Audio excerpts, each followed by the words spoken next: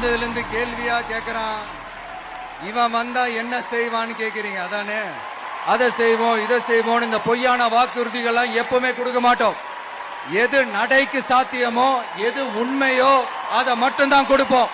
ஏழ்மை வறுமை இல்லாத தமிழகம், குடும்ப ஆதிக்கம் இல்லாத தமிழகம், ஊழல் இல்லாத தமிழகம், உண்மையான மக்களாட்சி, மனசாட்சி உள்ள மக்களாட்சி. கான்பிடண்டா இருங்க, நல்லதே நடக்கும், வெற்றி நிச்சயம். விஜய் உங்க விஜய் வரனா